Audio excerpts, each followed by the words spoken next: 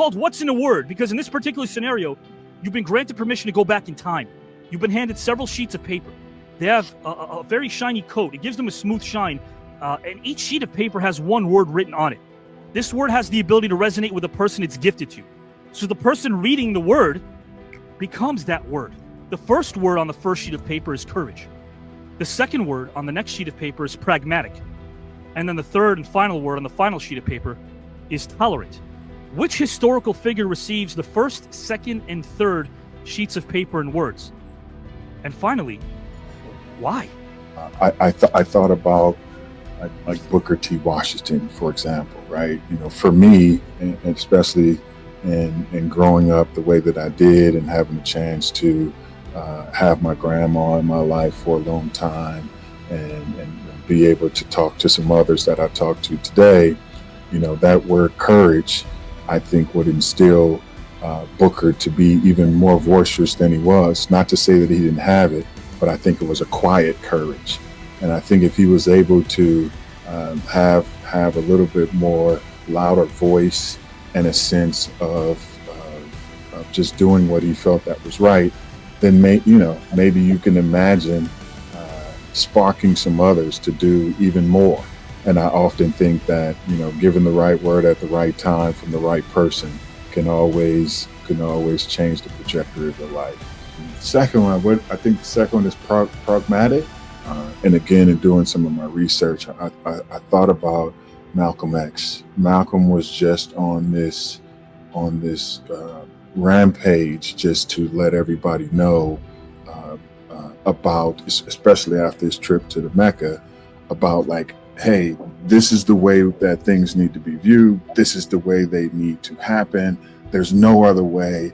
But I think if he had a more, pragmatic style, I think it would have served everybody better. He would have had more people listening to him in a different way and hopefully making change, not based on a force, but just based on what was right and what was needed at the time. And thinking about tolerant,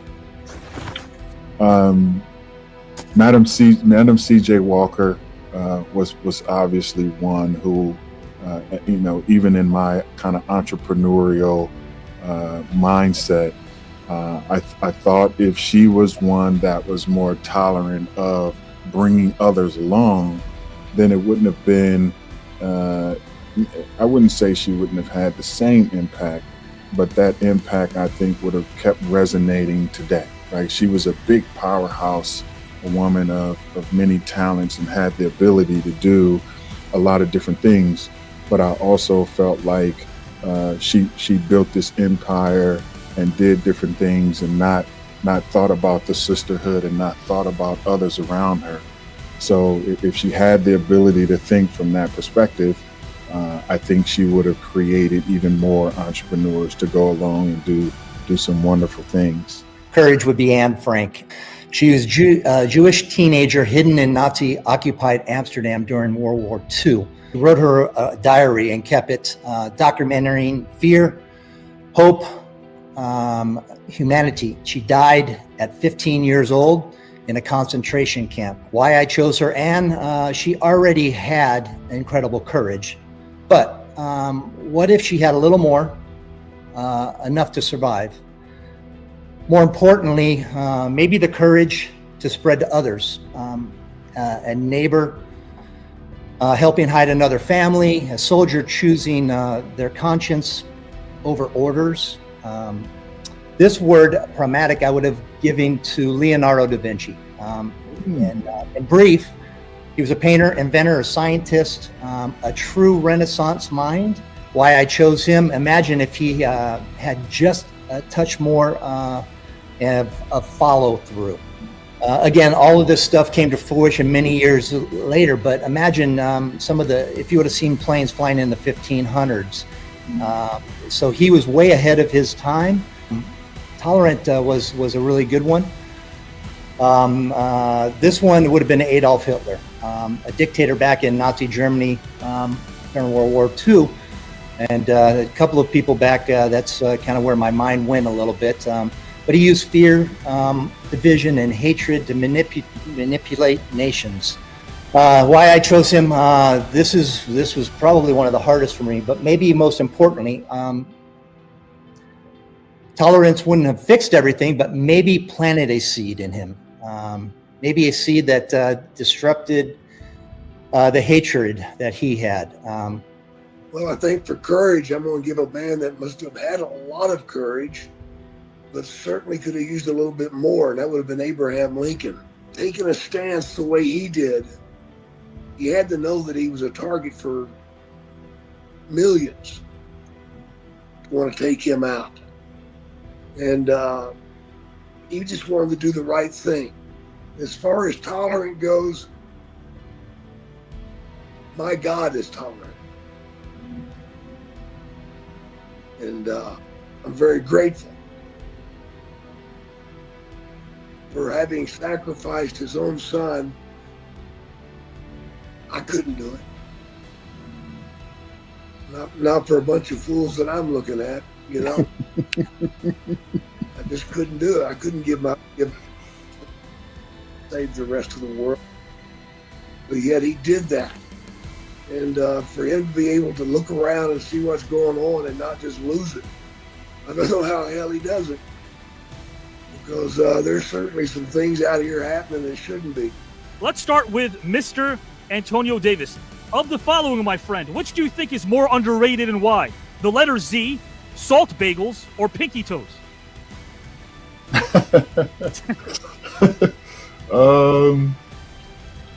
I would say pinky toes. Like Pinky toes. I am, you know, if you've ever stubbed your pinky toe, you and there's nothing that you can do, right? You know how they can bring you to that little bitty thing could just bring you to your knees, right? So I'm going to ask Mr. Bret Saberhagen the same thing. The letter Z, salt bagels, or pinky toes? Z. Yeah. I mean, try to think of, well, other than zebra, you know, xylophone, I think it gets left out. It gets left out in the crowd. Now, the last one for you, Jake, of I'd pay and why. Which would you pay for to see and why? Archie Bunker as a mountain climber, Ralph Cramden as a yoga instructor, or Don Corleone as a computer repair person? Don Corleone is a computer repair person. Right. It's the same topic, but it's a different gift, and I'll explain. For Antonio, it's called At the Buzzer. Of course, bottom of the ninth for Mr. Bret Saberhagen. Antonio, the world's about to end.